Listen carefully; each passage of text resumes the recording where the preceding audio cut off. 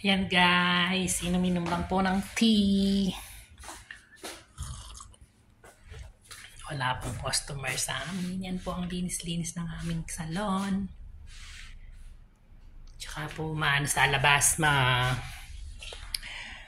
tawag dito, makulimlim parang uulan. Ito po ang aming salon. Ayan guys.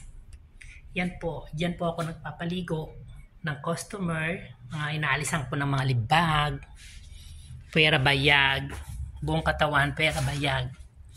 Ayan guys, dyan po ako nagmamanicure, pedicure, foot spa, facial, massage. Yan. Dyan ko po lahat ginagawa ang aking mga tungkulin dito sa shop. Tipo tayo guys. Ayan. Ito po ang aming cashier. Ayan po yung isa namin kasama, nagdarasal.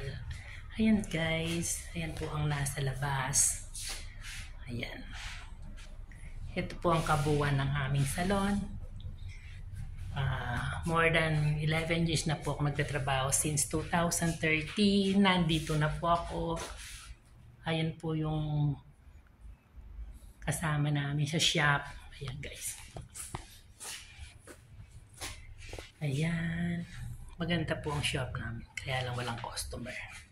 Dati po nakaka 13,000, 15,000, 10,000, 20,000 pero ngayon wala na guys. Hanggang 5,000 na lang. Biglang humina. Pero hindi pa nila na-cancel. Patuloy pa rin ako nagtatrabaho sa kanila. Once kinancelled ako, bye-bye na ang aking future. Pero maghahanap po ako ng ibang mapapasukan. Green tea guys, everyday po para mawala po ang ating nararamdaman. Ayan guys.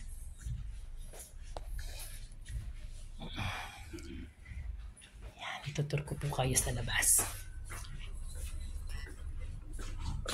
Ayan po ang labas namin guys.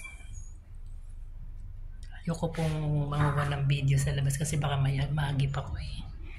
Bawal po kasi ang nagbibideo ng maagip na tao.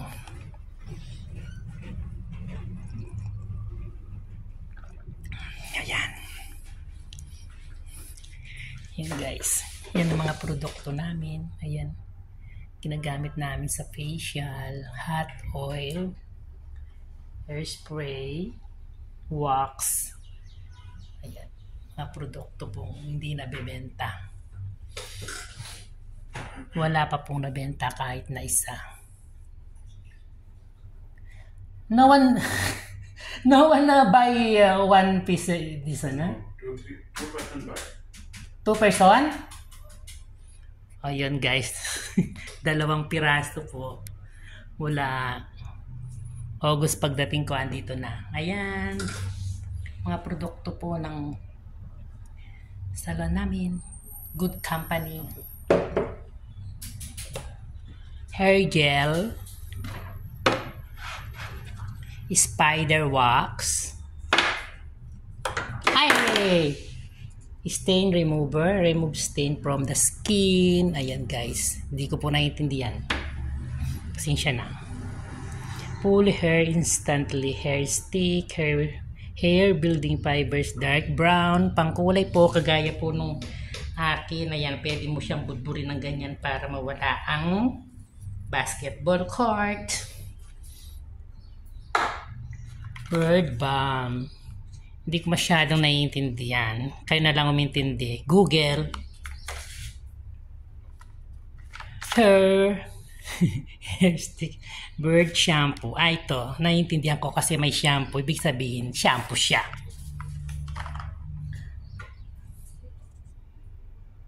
Kagaya ng sabi ko, hindi ko naiintindihan yung isa. Ito naiintindihan ko siya. Pang-adis ng mga tawag dito. Yan. Yung madinaw na yan, bubudburin mo magiging black. So, parang may hair ka. Ganun yun. At ito, aftershave. Aftershave, i-apply mo to or i-spray mo siya. What else? Spray net, hairstyle. Alam nyo naman siguro to. And gentle wax. Ayan. Gentle wax para sa hair. Ayan guys, bili na po kayo ng product namin. Ayan. Marami po kaming stocks. Ayan guys. Ayan. Ayan. Ayan guys, ito po ang ginagamit kong machine para sa facial. Ayan. Yan po, ito po ang ginagamit ko sa mga machine para po sa pag-alis ko ng mga hair nila full body. Pero hindi po ako nag-aalis ng bikini long time ago. Ayaw po akong payagan ng boss ko dito mag-alis ng hair sa public part. No. Personal, private part. Di pala public part. Di pang public pala yun. Di naman siya pokpok. Private part. Oh, naku ako.